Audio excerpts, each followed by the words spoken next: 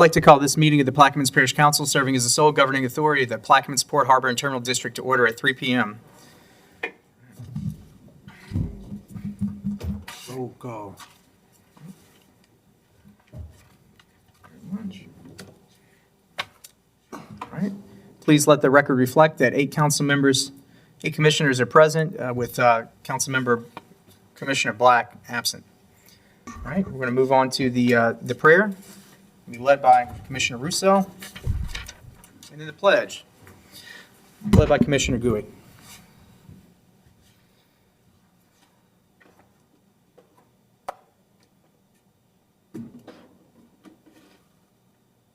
We take this moment to acknowledge Almighty God and thank Him for our bountiful blessings, especially for the parish's natural resources.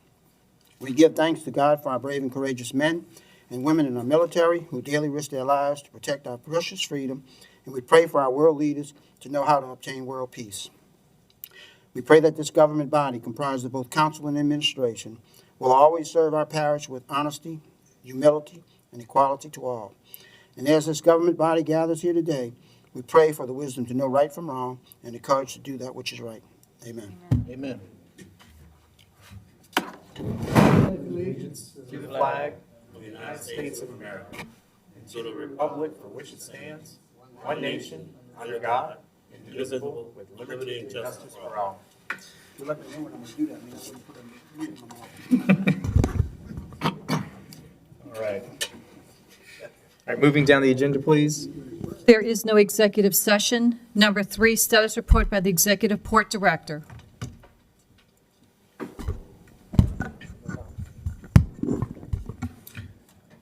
Good afternoon, Mr. Chairman, Madam Vice Chairman, and members of the board. I am Sandy Sanders, Executive Director of Plaquemines Port Harbor and Terminal District. Follows is my Executive Director's report for the reporting period of 18 to 23 June 2021. During this time frame, we have received a request from CPRA to conduct an appraisal and inspection of the property for the diversion. CPRA staff members have provided a timeline from now until expected record of decision by the United States Army Corps of Engineers in April of 2022. I sent that timeline to the board this week. We met with Kevin Hall, Vice President of Supply Chain and Continuous Improvement for Global Grain and Processing, and Justin Cawley, Director of Transportation at CHS Grain. They are very excited that we have partnered with them to take advantage of a port development infrastructure grant to expand their docks and tremendously increase their rail infrastructure. This rail infrastructure would increase their output from 180 million bushels of grain to 320 million bushels of grain, and they have dubbed the project MG 320. Their project at the Myrtle Grove location will be undergoing a $73 million renovation and expansion project to include 6 new silos for an additional 580,000 bushels of grain, concrete pilings to support the new bins, new bulk weighing and grading system, new dock and unloading systems, and many advanced safety upgrades. The target completion is for summer of 2023. We have commenced weekly meetings with Becky Niktakis, the port's grant writer, and she is busily putting together a grant package. The upgrades to the facility and proximity to the container port could equate to over 150,000 containers to the port container terminal. Anticipating a positive vote to Commissioner Roussel's resolution to execute a preliminary agreement with NOLA Oil to finance the acquisition of land and construction of docks, wharf, blending storage facility improvements via revenue bonds, we met with the principals of NOLA Oil to familiarize ourselves with their project. The project would create a great economic development impact to Plaquemines Parish and greatly aid to the tax base of the area. We have 2 introductions today. We are introducing the board for the board's consideration the long-awaited lease for Venture Global. We sent to the board members a copy of the original versus updated lease that has evolved since we began with Venture Global 6+ years ago. You will actually be voting on 2 leases, one for Parcel 2, where the physical plant is located, and a short-term lease for an 80-acre laydown yard on parcel 3. It is our intent to place these 2 leases on the port's website for the public. Some of the highlights are as follows. Regarding the parcel 2 lease, the amount to be paid by Venture Global to the port remains $14,000 per acre per year. The initial payments will be in the form of credit for the advanced rents previously paid by Venture Global. This will last for the initial 12 months. The term of parcel 2 lease remains unchanged. It is 30-year initial term plus 4 10-year renewal options. The laydown area lease. Venture Global will lease an 80-acre laydown area site located on parcel 3 for a term up to 5 years and will pay the same amount, $14,000 an acre per year. Also for introduction is the purchase of 4 lots within the Piano Keys. You have received maps and appraisals of the purchase and sales agreement. Mr. Chairman, subject to your questions or comments of yourself or those of the board, this concludes my report. Certainly. Thank you very much, Mr. Sanders. This is a lot more information about the grain terminal expansion than I received in our meeting earlier this week. I'm kind of surprised this level of detail has already been hashed out. It would have been nice to know that on Tuesday. But thank you. This is good news about Venture Global. It's a long-awaited lease. I'll open it up to comments from members of the board.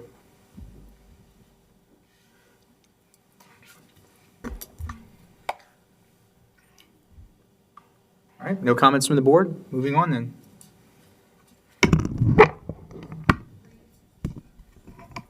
Three A, financial budget, budget to actual.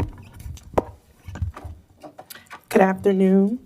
All port commissioners have been provided a 2021 total budget report and detailed budget report with actual expenditures shown as of May 31st, 2021.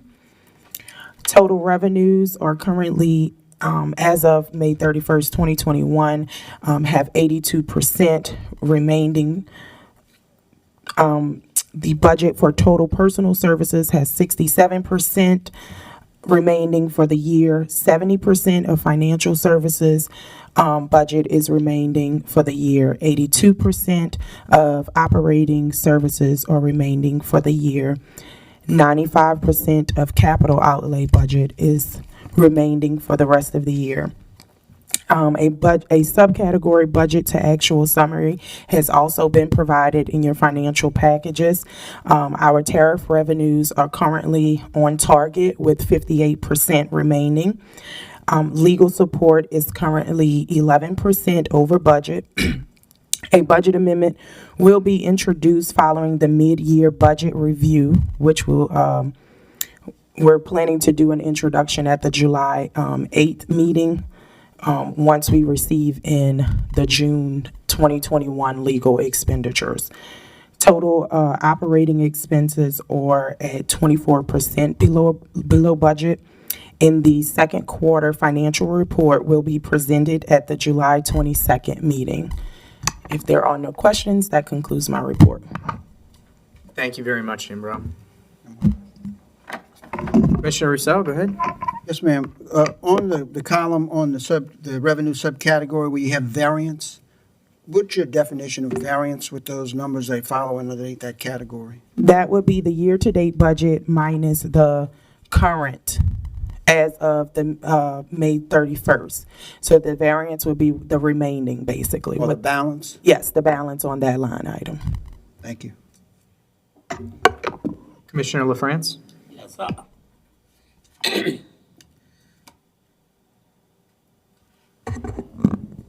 Mr. Sanders, Yes, sir. on the expansion on the grain elevator, Yes, sir. Oh, just one moment, y'all. We're going to go back to that. yeah, We're going to go back to that item, please. All right. Continue. on the expansion to the grain elevator, that's going to be on the southern end or the northern end? We're going to take advantage of a couple of places. It will be on the southern end, and they'll be building a new dock as well. How is that going to affect the PLT property? It won't? They're right adjacent to each other, right? Yes, sir. There's enough expansion, enough. They have enough expansion room. All right. Okay. Thanks. All right. Going back to the financial report. Any other questions about the financial report? Are there any comments by the public? And just a reminder, all questions need to be directed to the commissioners. Mr. Valley, please state your name and address for the record. Donald Valley, Walker Road, Belchase. At the last several meetings, I've asked for the financial information, and you all supposedly had it in your booklets, and I was informed that it would be on the website. I did go to the website. There's a brief summary of it all on the website, not on a line item basis. I'm still wondering why you all can't require your agency to put all the information on the website on a line item variance report as represented here. Is it, Mr. Chairman, I'm directing it to you. Is there any reason why it can't be? I believe we asked at least a half dozen times. Could I get one of your members to make some kind of resolution to require him to do that? So it hadn't gotten done yet? I'll do it. Thank you, sir. Thank you, Mr. Valley.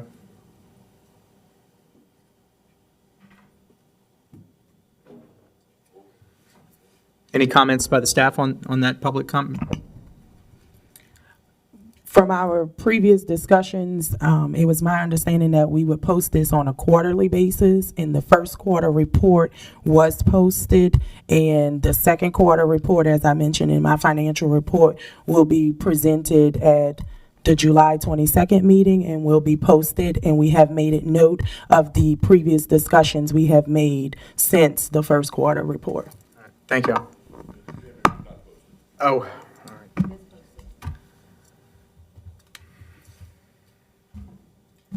Got it. Thank you. Moving along. Item number 4, there are no bids and advertisements. Item number 5, introduction of ordinances and resolutions. Mr. Chairman, we do have 2. Please proceed. For Commissioner Blank, an ordinance authorizing and directing the Plaquemines Port Harbor and Terminal District Executive Director Menard J. Sandy Sanders to enter into a lease agreement for the letting of that certain port property as described in Globo, Exhibit A, on a long-term basis and to grant a pipeline servitude thereon, and to enter into a separate lease agreement for the letting of that certain port property as described in Globo, Exhibit B, upon terms and conditions approved by the Plaquemines Parish Council as the sole governing authority of the Plaquemines Port Harbor and Terminal District.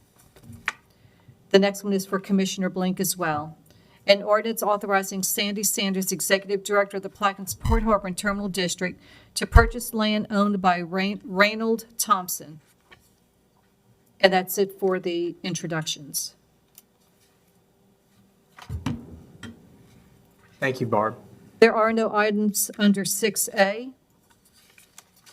6B, a resolution adopting new and updated policies of the Plaquemines Port Harbor and Terminal Districts, specifically a policy on policies, code of ethics, and workplace conduct, procurement and public works policy, and telecommuting policy. I'll offer as read. Second. Offered by Commissioner Newberry, seconded by Commissioner Arborough. Any questions or comments from members of the board? Commissioner Russo, please go ahead.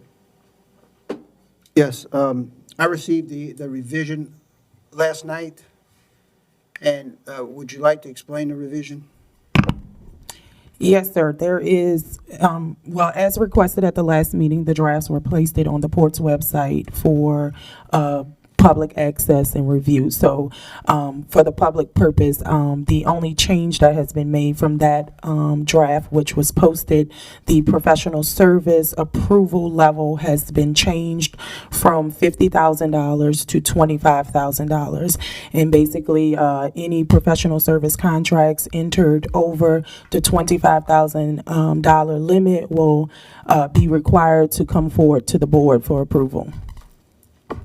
And in the email you stated as discussed, did they have a meeting or something where y'all discussed to come to that number? I was not present at the meeting. I did get briefed on the meeting in order to do this update, and it's my understanding the chair and vice chair have a meeting with the staff weekly or bi-weekly, and that was discussed at that meeting, and those who were present can speak more on it. It was discussed at the normally Monday meeting prior to a board meeting, but we had it on Tuesday. It was brought up, we review all the things that are going to be on the agenda today, and it was a compromise reached in that meeting. The vice chairman stated, and the chairman stated that they could live with that, so that's what was discussed. I defer to the chairman or vice chairman. Any further remarks? I just wish I'd have been made apprised of it other than receiving it last night, because currently we have an ordinance and policy on the books that requires all professional services to come before the board for approval. And in the discussions and negotiations with Russell Consulting and the staff, my recommendation was 10,000. And there are many reasons for that, and I don't need to dredge them up because of the professional service contracts that have been issued in the past. So, at this time, I'd like to make the amendment to go to 10,000 and offer that as an amendment. Purcell offers an amendment. Is there a second? Second. Second by LaFrance. Are there any questions from the board or the public before we vote on the amendment? I'm sorry, any comments? My apologies. Mr. Chairman, Donald Valley, Walker Road. I spent about 3 hours reviewing the public procurement policy and went through it thoroughly. There's a lot of comments I have relative to different pages. Again, the one that Mr. Roussel brought up earlier talks about the $10,000 that's on the books already. That should remain, and that should be for professional services. That's on page 7. And your general services, again, that should be limited to 25,000, and it's responsive. Page 9, you talk about discussion with bidders, that you can't have any discussions with any bidders or current staff. That should include board members as well. That you all should be prohibited from talking to anybody prohibited from talking to you all about it. That's a customary state policy that we see in all of our things that we do with the state. This all should be included on page 11A. It should be included in the employment contracts as well, should be governed to that. You all should have authority to do that on solely. All purchases greater than $150,000 should be reduced to 25 to stay in line with what state does on some of the other policies. One of the things that I talked earlier to your council about was, had your attorney reviewed this policy and all the policies you have, that it coincides with the parish's policies, because as you've I've mentioned to you all in different board meetings, is that we ought to stay in line with whatever the parish is doing, the port ought to be doing. And it ought to track universally. I don't think you need all these things, but since you're going this far to do it, it ought to be consistent with that. And if I can ask him, has he reviewed it and all these policies to change this to you? Can I ask that question? Mr. Statement. I'm sure the executive director has reviewed the policies. I'm sure he has. Talking about Your attorney. I'm talking about your counsel. Danny, it's outside of what his. Your counsel is the attorney that reviews all the policies that you all adopt. Their attorney only does the operational side and legal side. And they're the ones. Let me clear this up real quick. That distinction, is the problem here. That attorney actually represents this board. Now, the appearance is that he represents the staff, and his actions show that he represents the staff, going back to the lawsuit and all of those items. But technically, that attorney represents this board. Now, that's a problem that we have. And you highlight it, and you've been here enough to buy into it. So, having said that, Mr. Garrett is a special counsel for the council. And whether he's reviewed it or not, I don't know. But that is, part of the problem here.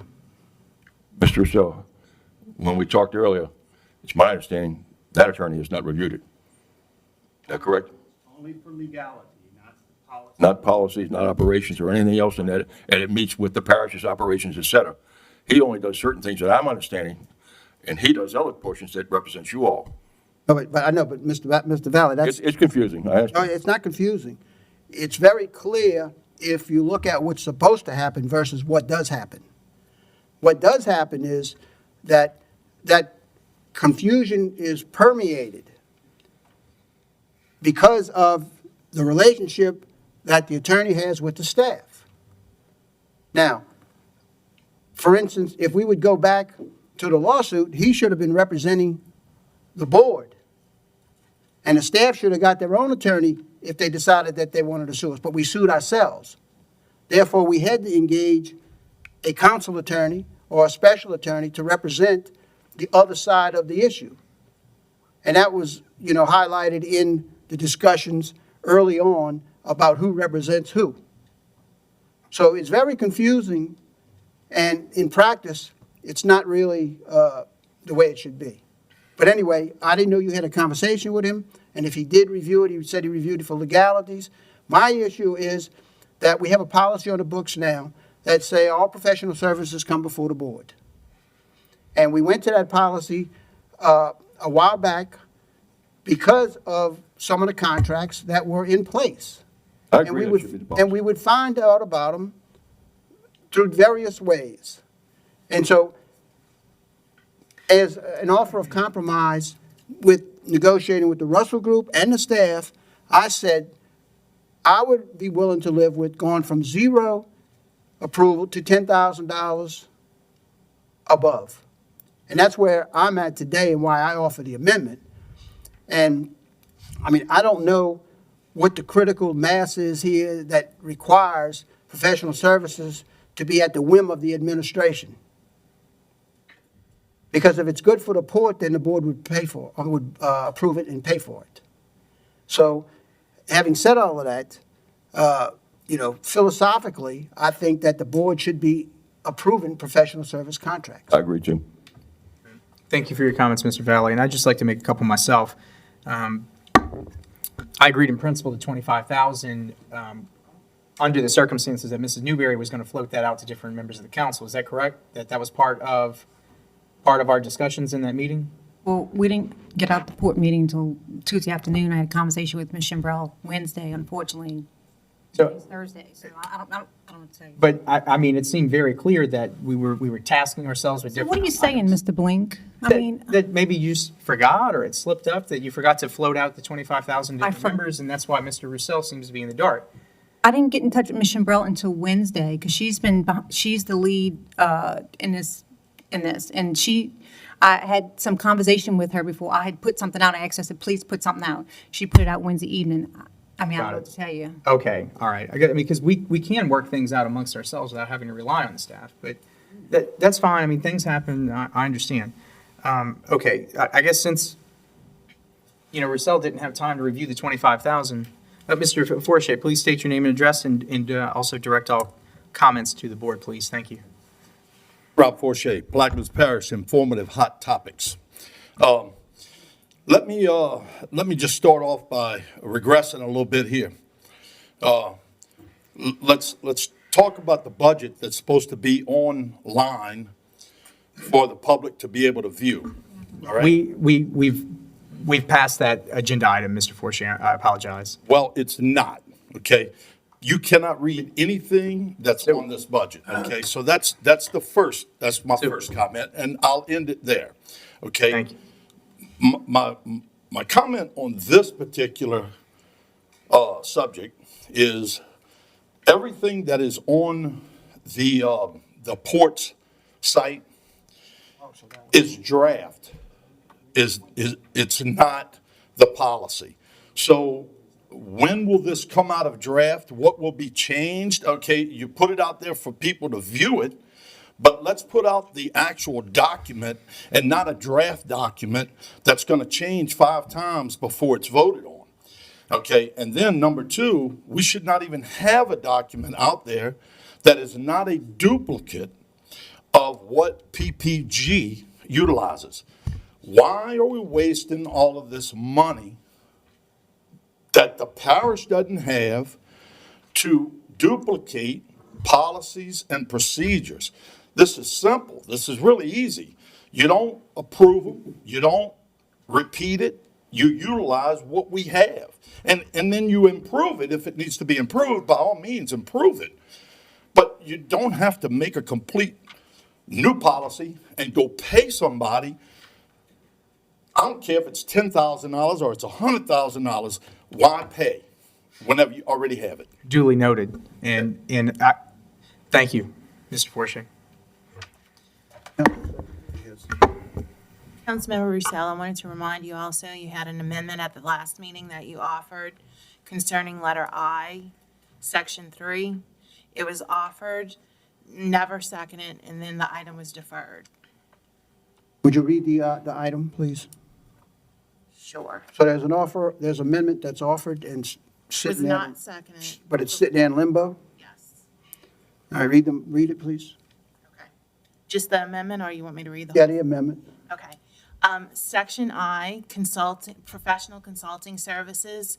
Section 3 should now read as follows. In all cases, professional consulting services contracts shall be approved by the board prior to execution. Okay, that was an amendment that I had made at the last meeting to get us back to the current policy. I'll second that one.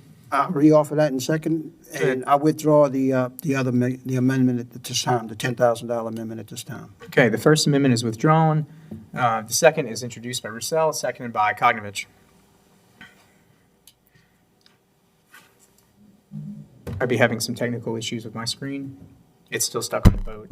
Well, that's because the amendment needs to be voted on. I'm not gotta saying at vote this on the point, amendment. but I know, but other folks have a different screen up right Oh. now. okay. We all got to vote the screen up. I had a comment before we take a vote. Oh, please, Mr. Bartholomew, I couldn't see it because my screen was black Yeah. here. Thank you. Go ahead. I'm just concerned, I think we had adopted the same policy with the parish government. So if we do that, then the same thing would apply to them as well, if I'm not mistaken. Because we have the same running concurrent with procedures and policies. There should be no difference between the port and the council, in the parish government. So if we're doing that, it's not a problem for them. I just want to tell you, I was going to read for the 25, but I can't now because it wasn't floated out.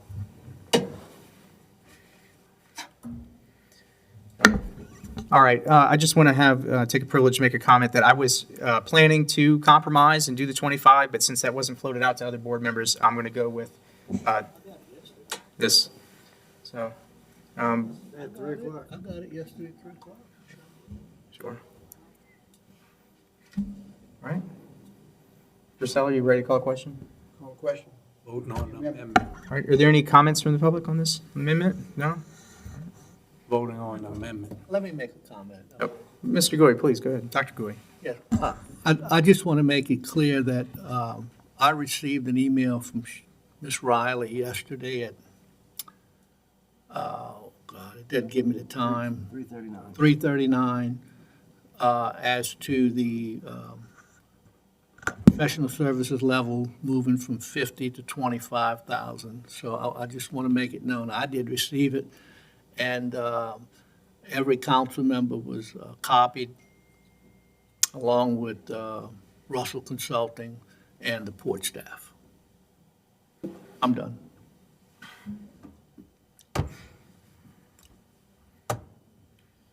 All right, any other comments? Hearing none, question is called.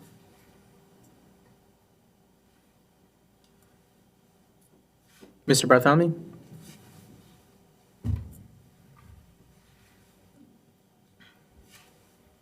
All right, and the amendment passes, 5-3.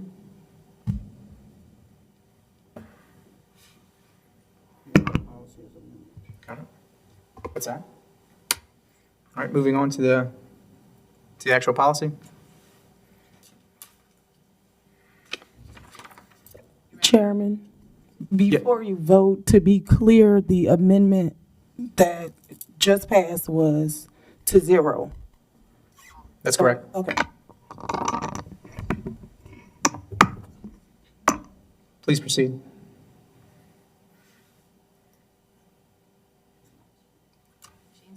So what are we voting on now? Now the ordinance itself. The entire policy. All right. Oh, Ms. Russell, please. Hi, Jade. Please state your name and address for the record. Good afternoon, Jade Brown Russell with JD Russell Consulting. I just wanted a point of clarification.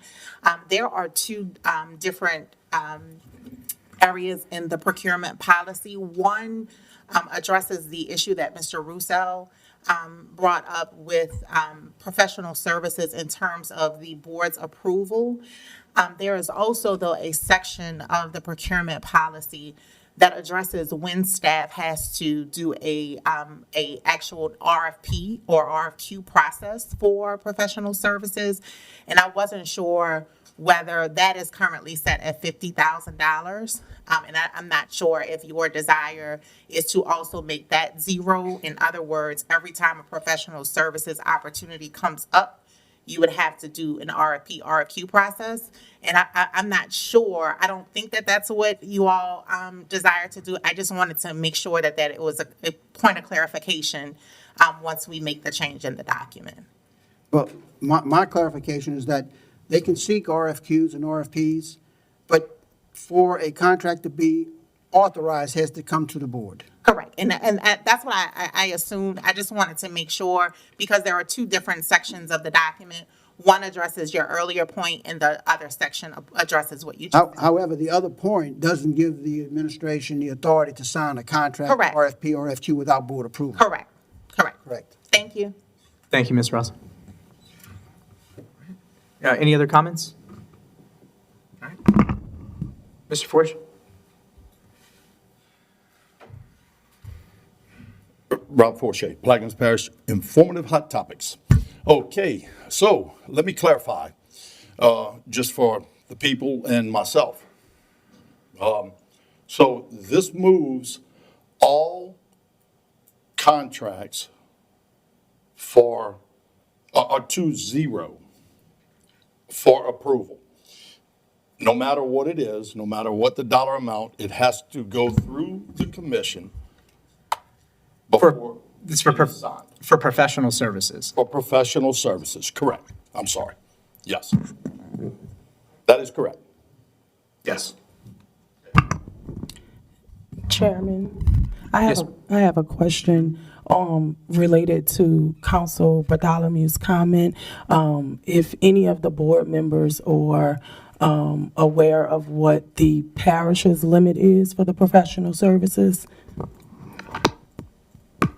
Actually, we were trying to reach out just before this meeting started. I called Rennie Beerus and Todd, but got no answer. I think they might have been in the elevator. We were trying to clarify that before we move forward. But that, our approval of 0 today and what is on that side may reflect different levels of trust. Thank you. Well, however, let me say this. There is an ordinance on the books for the administration of the government to follow. They are not following. So that is the proposal, the policy that's on the books for this administration as well. The way all professional services, before you go out for them, you're supposed to forward a copy to the board so they can review it to see what you're doing to make sure that we're all informed. And they are not following it as well. We hope you follow this policy. Thank you. Any other comments before we move on this item? All right, hearing none, the machine is open. This is on the full policy, yeah. All right, and the vote is reflective of the last one. All right, three voting no. No, that's it. I didn't vote for the policy itself. I'm not for it. The parish has policies. Duly noted, Commissioner Kognovich. We'll let the record reflect that. You might need to speak that into the mic just for the record-keeping purposes. It doesn't matter why I vote. I voted. Sure, all right. All right, thank you, moving on. C, a resolution authorizing the executive director of the Plaquemines Port Harbor and Terminal District to execute a preliminary agreement between the Plaquemines Port Harbor and Terminal District and NOLA Oil Terminal LLC to finance the acquisition of land and the construction of dock, wharf, blending/storage facility improvements and any additional improvements related thereto, approving the form of authorizing the publication of a notice of public hearing and a notice of intent to sell bonds, making application to the State Bond Commission for approval of said bonds, and providing for other matters in connection with the foregoing. All right. I'll offer Mr. Chairman an X for a second. Second. Offered by Commissioner Roussel, seconded by Commissioner LaFrance. Whose district this project will be located in? Yes, I'm very pleased to be able to do this today to move this project forward. This is a project that's been in the works and had its up and downs and its crisis dealing in the parish, trying to get up and running. We have Mrs. Meredith with the bond attorneys here today, and we also have the principal, Mr. Christian Amity, here, who also can make some comments. And then I'll make some comments after that. They come forward. Yes, Meredith Hathorn with Foley and Udell. Yes, so what you have in front of you is a preliminary approval resolution. What it does is it sets the stage for the company to be able to go and start the application process to the Bond Commission and also start talking to all of the people that they will be doing business with. I want to stress a few things about this resolution. First of all, this is for tax-exempt dock and wharf facility bonds. So there are certain requirements of those tax-exempt bonds. So again, one of those provisions is to have a public hearing. So we're going to authorize a public hearing to be held so that the public can come and listen to the project description and give comments on it. It also sets the parameters for the bonds. And again, we said that this is for phase one. Again, the net maximum principal amount is $300 million. The maximum interest rate is 8.5%, and the maximum term is 30 years. Those are very consistent with other deals that we have seen in the marketplace for dock and wharf bonds. The security and what's going to pay these bonds back is solely the security of the project. It is not a debt of this parish council. It is not even a debt of the port. It is a special limited obligation payable solely from the project. You actually have some other dock and wharf bonds that were issued a long time ago that you may not remember that you have them because they don't show up on your balance sheets and in your audits because they are not your debt or the debt of the port. And the most important thing that we do in the preliminary agreement is make sure that the company itself is responsible for all the costs that are related to this project. This is not to, this deal should not cost anything to either the port or the parish. It will be borne, all costs will be borne by the project and by the officials of NOLA Oil Terminal. So I'd be happy to answer any questions that you may have about this resolution. Thank you, Mrs. Hawthorne. Are there any questions from the board?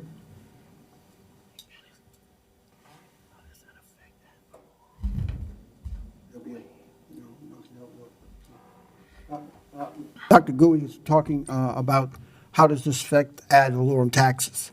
And you can elaborate on that, and I'm sure Mr. Amity might want to elaborate it as well. Sure. So the one thing about the tax law is that it does require the ownership of the dock and wharf facilities that are financed with tax-exempt bonds to be in the name of the port. And what happens in these deals is that the companies enter into payment in lieu of tax agreements, or we have a provision in the lease agreement that basically requires the company to make the same amount of payments of taxes that they would be making if that property was on the tax rolls. So from my understanding of my conversations with the company and with other deals that we have going on in Louisiana, there will be an obligation of the company to make those payment in lieu of taxes in an amount equal to the ad valorem taxes.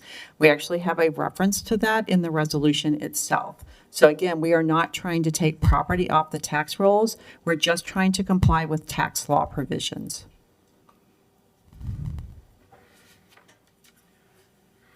So the way I view this is that it's a win-win situation. This is the type of project that we should be embracing, where it doesn't cost us anything, yet it turns over our economy to commerce that has been dormant for quite some time. Mr. Amity is in the audience. Maybe he'd like to make a few comments. Would you like to, Mr. Amity? And then I'll make some final comments. If you have no more questions for Ms. Meredith. Thank you very much, Mr. Hawthorne. Thank you, sir.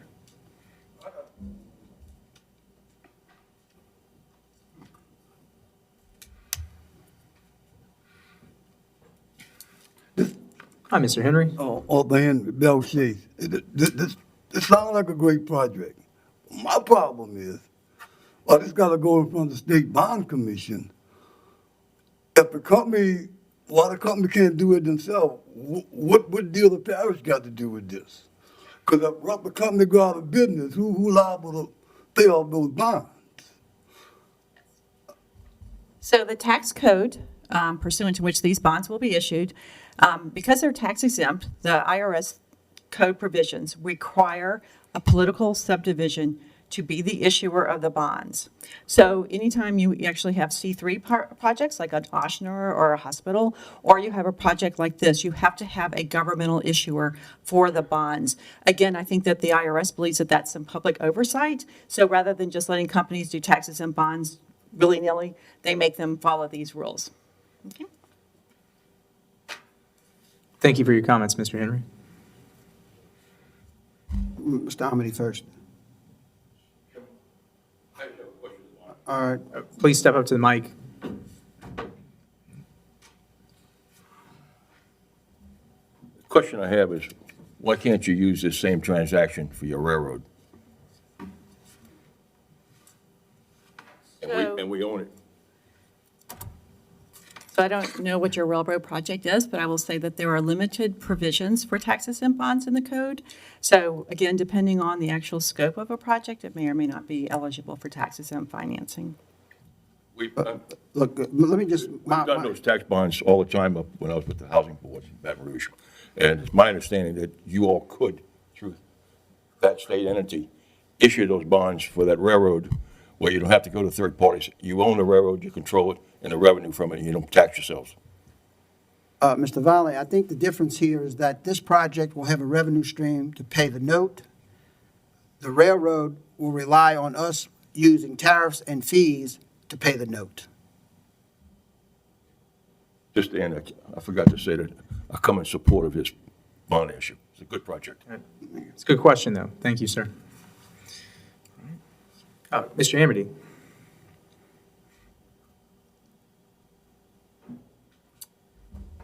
Christian Amity, 120 Myrtle Grove Lane, NOLA Oil Terminal.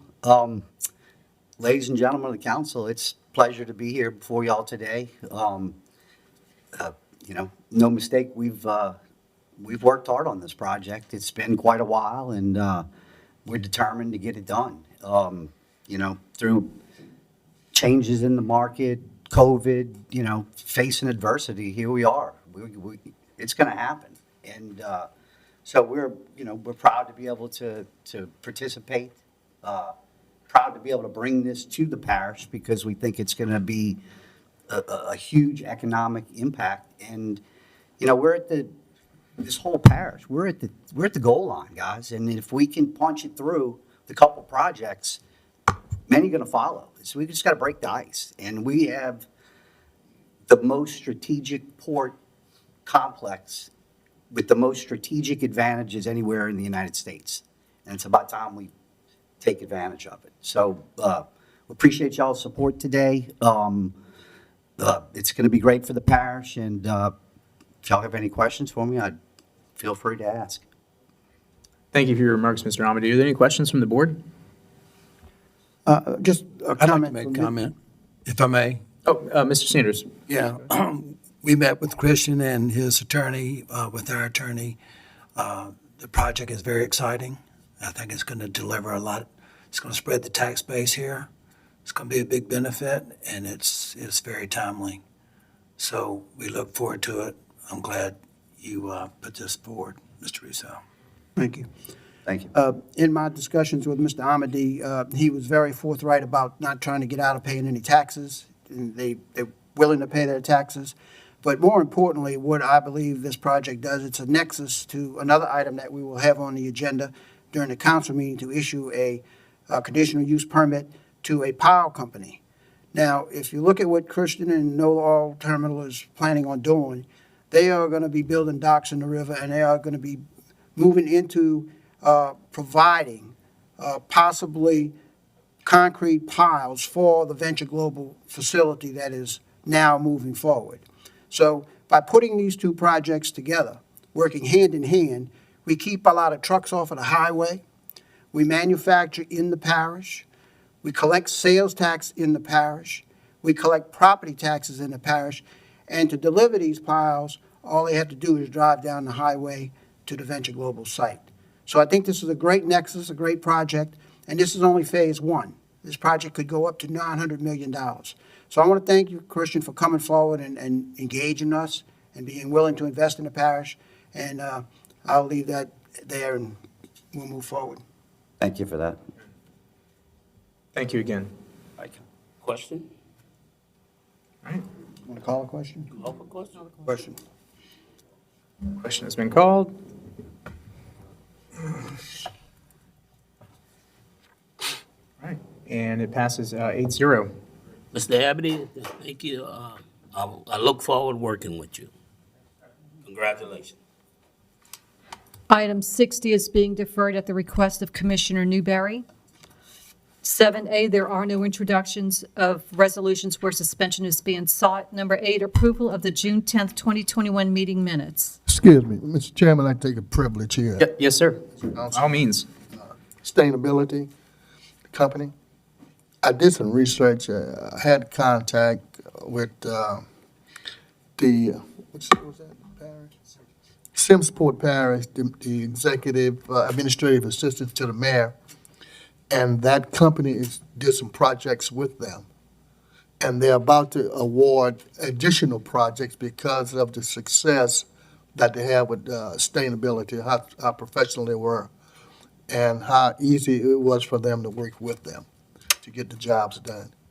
So I'm just bringing that information to the table. Certainly. Thank you. Thank you. I'll offer the minutes. All right, Kogovich offers the minutes, and they're seconded by Arborough.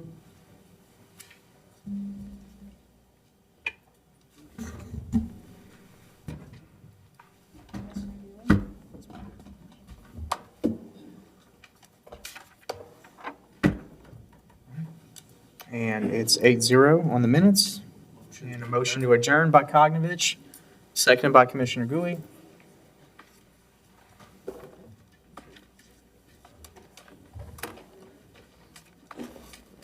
I didn't realize they had a mayor. Commissioner Gui?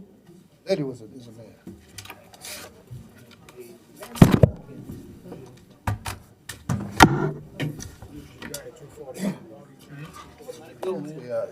All right. 1 second. All right, I'd like to call this meeting of the Plaquemines Parish Council, serving as the sole governing authority of the Plaquemines Port Harbor and Terminal District, closed at 3:49 p.m.